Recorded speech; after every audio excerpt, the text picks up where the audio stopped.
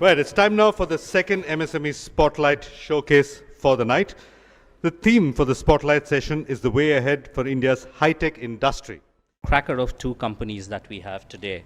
On stage today, I would request Girish Mudgal, co-founder Timetooth, and Rohit Grover, CEO Aerostovilos, to join me on stage, please.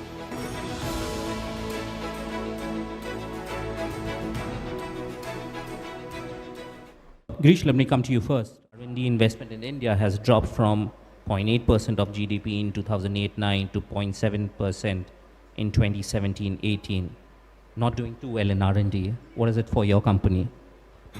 Yeah, in fact, you've touched a nerve there. I read somewhere by one of a good Indian entrepreneur that Make in India, as we all talk about, is predominantly defined as assembled in India and sold in rupees.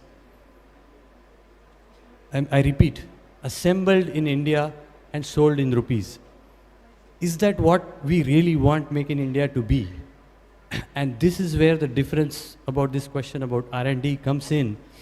And as recently as just 2015, we as a country were able to define a term called IDDM, Indigenous Design, Development and Manufacturing, right?